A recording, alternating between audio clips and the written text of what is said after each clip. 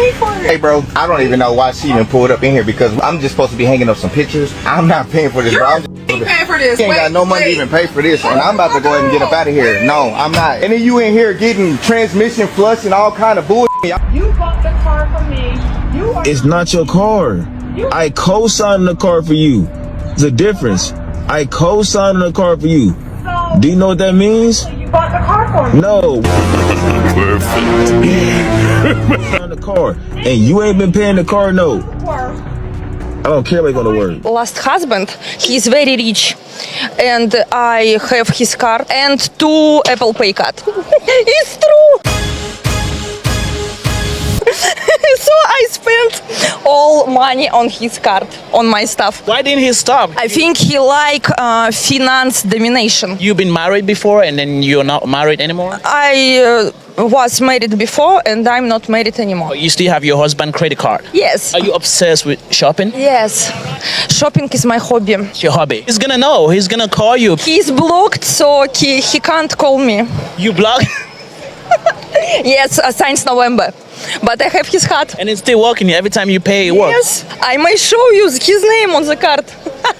And he never complained? He never called you and said... Sometimes he called and said, where is my money? And I said, what a pity. I'm sorry. And it start again next day. Maybe he loves you, I think. No, I think he don't loves me. You love him? No. Why are you spending his money? The narrator sarcastically criticizes what they see as a double standard, arguing that someone wants the independence and benefits of owning a car while expecting someone else, specifically a man, to pay for maintenance and repair costs. From the narrator's perspective, if a person cannot afford the ongoing expenses that come with a particular lifestyle, they should be upfront about it rather than expecting another person to cover those costs.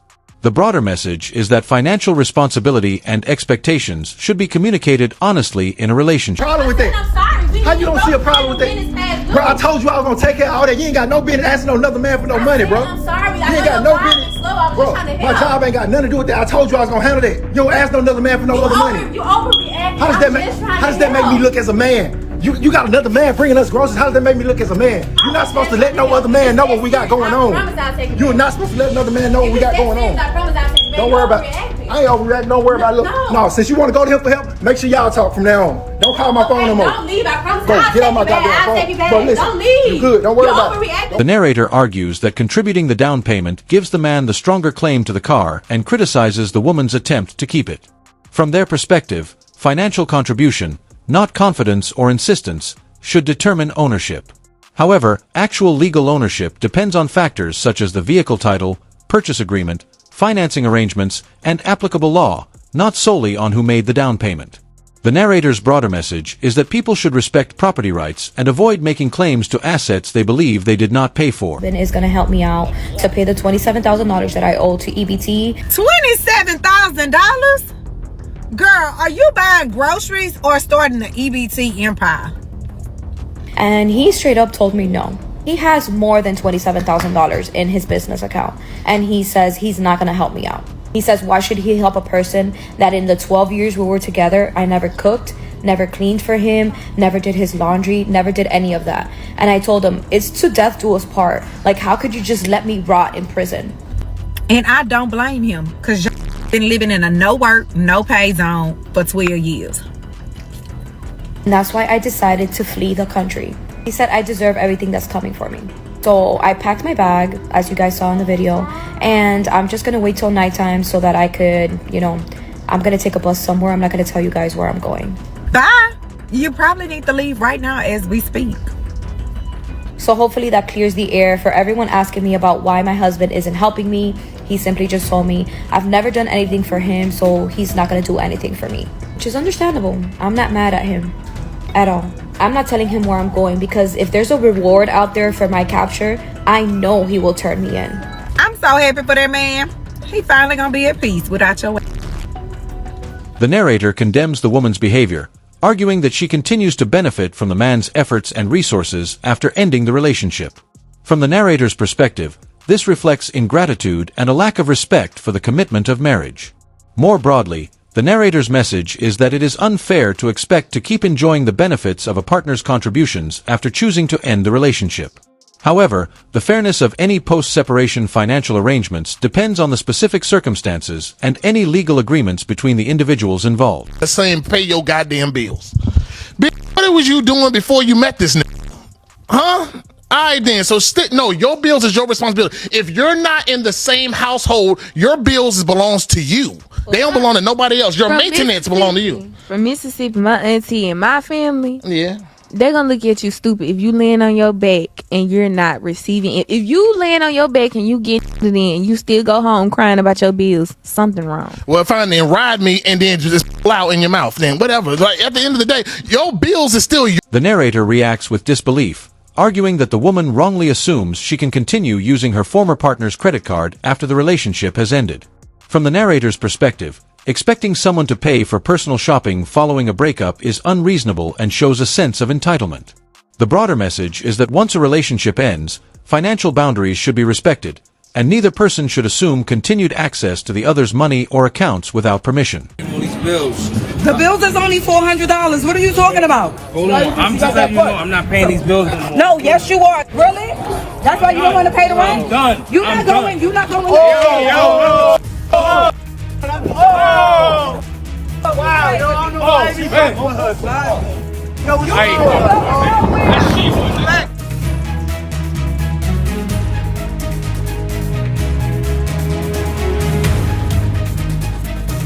Narrator supports the man's decision, arguing that he acted reasonably based on the circumstances presented in the clip. They believe he was justified in setting financial boundaries and no longer supporting someone they view as acting entitled to his earnings. The narrator concludes that, rather than expecting continued access to a former partner's income, each person should take responsibility for their own finances. Because the clip provides only one perspective, however, it is not possible to fully assess the dynamics of the relationship or determine who was at fault. Ex-wife have access to your bank account? Yeah. I told you I trust her implicitly. I beg your pardon? Implicitly, I trust her. If she wanted to take it, she could. There's very few people that you meet where you can trust implicitly. And to be honest, she was there when we were living at the in-laws' house. She was there when we couldn't afford a hamburger. She was there through the grind. She, to me, just like we kind of separated when we started making it. Right. So she doesn't get to enjoy any of that. Right. To me, that's not right. Wow.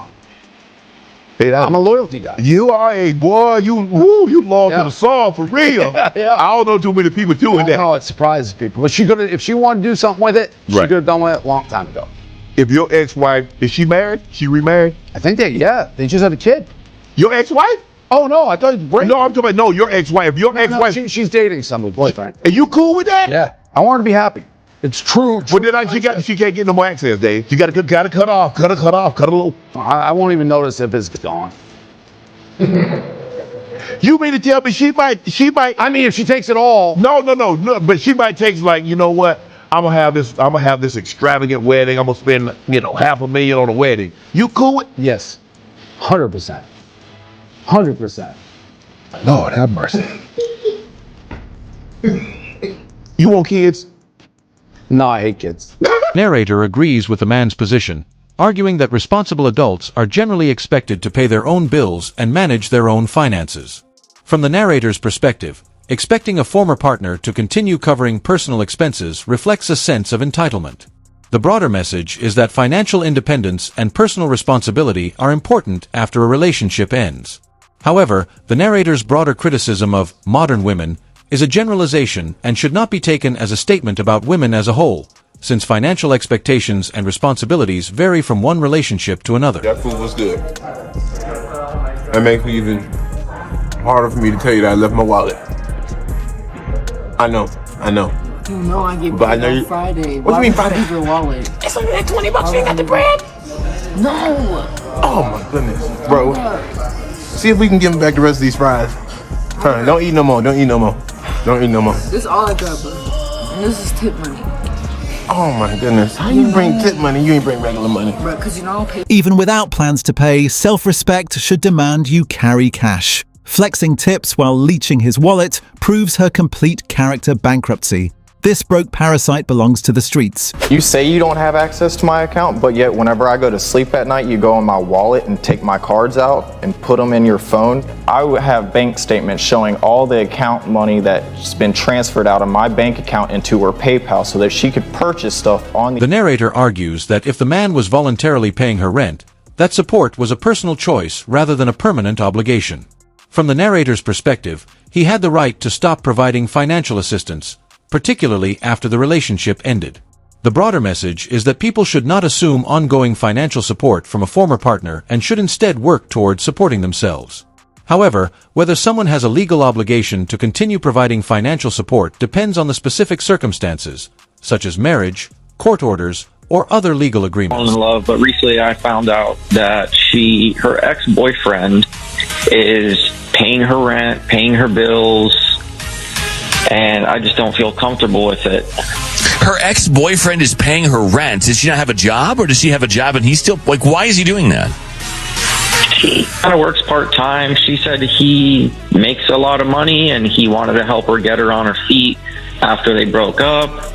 And but they've been broken up for over a year. And I just think it's kind of weird. I asked her about it. She's like, oh, he's well off. He doesn't mind. But it's like, I think it's weird. It's been over a year. Like, come on. And then why is she not in any hurry exactly to be rid of sort of that hold that he has on her, do you think, Ben?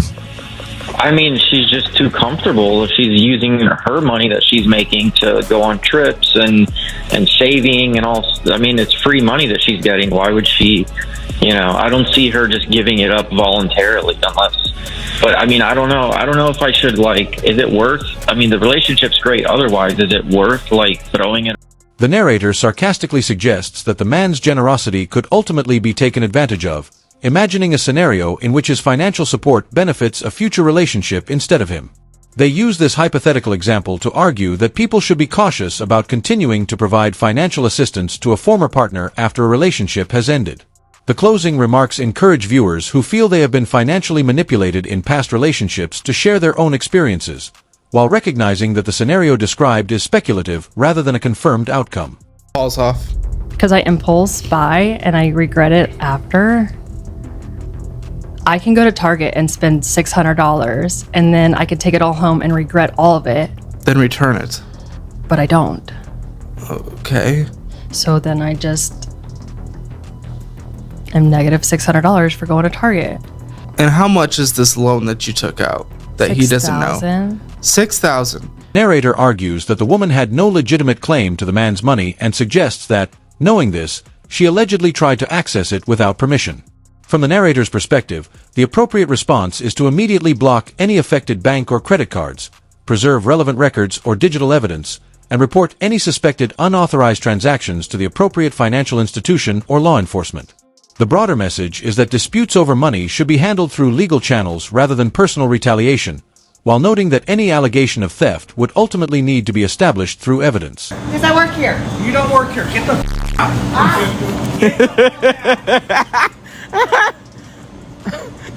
She is showing thee tonight. She was behind the register, y'all. Look, she all over the place. Get the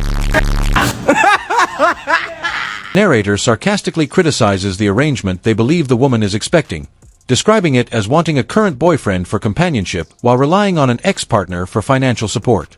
From the narrator's perspective, expecting an ex to continue paying rent after the relationship has ended is unreasonable and reflects a sense of entitlement.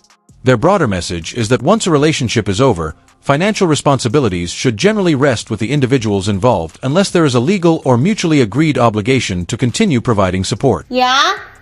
Can you come here, please? Yeah, what's up? What is this $15,000 charge in our bank statement right now? Because I'm very confused. Because I see the name on it and it says Disney, but we talked about this. Yeah. Yeah, what? We talked. We talked. We didn't make a decision. There's a $15,000 charge for Disney. What is this for? That's for the Disney cruise. That's for the cruise what? ship. The cruise that we're going on. $15,000 for Disney cruise? Yeah, everything's included. Once you get, I know. That's every cruise ship. What do you mean? So it's $15,000 for us to go on the cruise? Yeah. Me, you, and the kids? All four of them? Yes, honey. Yeah, see? See, No, all not of see. us. What do you mean all of us? That's 15,000. You're not thinking about the memories. You're not thinking about all the fun they're gonna have. They're gonna remember this forever. You're just thinking about the number, but think about the experience. Yes, the number itself is very important. And that's a good price because the flights were. Ooh, you don't even want to know how much the flights were. Wait, this is just for the cruise. This has nothing to do. What about the flights and the hotel before we go there? Yeah, that's just the cruise. So don't even be worried about that because that's not the total. Jane, Yeah. how much is the total, honey? Don't worry. I have to worry. You can't take it with you. But apparently I can't have it here either. What do you mean? The narrator argues that failing to return money that was allegedly taken without permission shows a lack of genuine remorse. They interpret the reported $6,000 hidden debt as further evidence of financial dishonesty and criticize what they see as a pattern of deceptive behavior. The closing advice urges viewers to be cautious about financially supporting a partner when there are signs of manipulation or dishonesty. However, the allegations described in the clip would ultimately need to be supported by evidence, and labels such as gold digger reflect the narrator's opinion rather than an established. The narrator sarcastically criticizes the woman's apparent reasoning, suggesting she believes that simply working for a business entitles her to take its products or services for free. They argue that employment does not grant ownership of company property and use the example of bank tellers not becoming billionaires to emphasize that employees are paid wages, not given unrestricted access to their employer's assets. The narrator's broader message is that a job provides compensation through salary or benefits, not a license to treat company property as personal. So much. You know you're a lifesaver, right? Come on, man. That's little shit, man. I told you. No matter what's going on between us, whether we good or not, like I always got you. What you got for me? No. That's why I wanted you to cash at me. Because we agreed that we wasn't doing that. Oh, I didn't agree to shit. Yes, you did. No, I didn't. You said that you wasn't going to be on that. I didn't say that I wasn't going to be on that. Yes, you. How much is the rent? It's $1,500. Oh, yeah. We might as well go on here. I might as well turn this off. We need to go in the house because I need some room for you to work this out. No, because he's in there. Who the hell is he? My man. What is I'm paying the rent for? Do I look like a goofy to you? Oh, my God. I must got goddamn goofy on top of my forehead. What he paying? He helping a little bit. I need more, though. His ass needs to do more. Oh, my God. You just had me drive all the way over here to bring you some money and you got a whole nother man in the house? No, I did not have you drive all the way over here for me. I told you to cash out me. I don't got cash out. I got real money. Cash out is for begging motherfuckers like you and your boy in there. Do you know you out here asking me for money? No, he don't. No. You about to find out. Narrator interprets the situation as an example of someone spending another person's money first and only apologizing after being confronted.